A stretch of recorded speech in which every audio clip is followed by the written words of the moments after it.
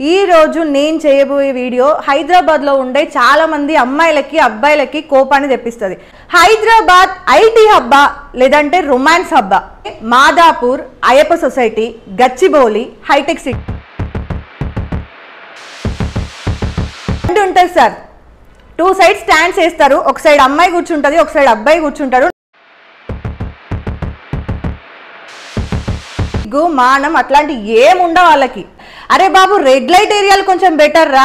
నాకు తెలిసి ఒక 14-15 ఇయర్స్ ఉంటాయి, 2 మగ పిల్లలు, 12-13 ఇయర్స్ ఉంటుంది ఒక ఆడపిల్ల.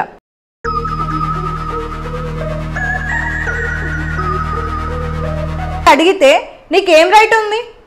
ఇది మీ వ్యక్తిగత విషయమే, కానీ 4 గోడల మధ్యలో నువ్వు చేసుకోవాల్సింది.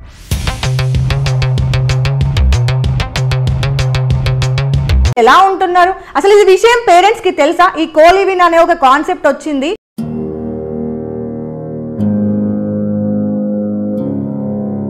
Queue City, financial districts, US consulate అని దాని వెనకాల డివైడర్స్.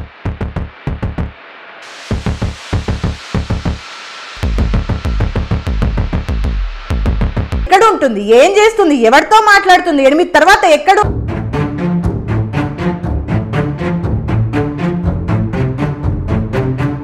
అమ్మాయి వెనక ప్యాంట్లో చెయ్యి పెట్టి కూర్చున్నాడు వాడు.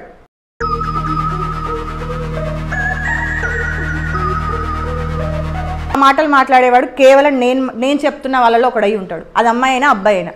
ఎస్, దీనికి సంబంధించిన వీడియోలు కానీ లేదంటే విజువల్స్ కానీ వేయడం నాకు సెకండ్ పని. ఒక్క వీడియో తీసి పెడితే నా ఛానల్ వైరల్ అవుతుంది. వాళ్ళు గోడల మధ్యలో చేసుకోవాల్సిన దాన్ని తీసుకొచ్చి కావాలి, ఈ రైట్స్ కావాలి, ఈ హక్కులు కావాలి, అమ్మాయిలని చంపుతున్నారు, అమ్మాయిలను రేపులు చేస్తున్నారు అంటే మీరు అమ్మాయిలు చేసే తప్పులని మీరు ఎందుకు అడగట్లా? ఏమైపోయారు మీరు ఫెమినిస్టులు అంతా? ఫెమినిస్టులు అనే వాళ్ళు అమ్మాయిల రైట్స్ కోసమే కాదండి, అమ్మాయిలు చేసే తప్పుల గురించి కూడా మాట్లాడితే అప్పుడే ఫెమినిస్టులు అవుతారు.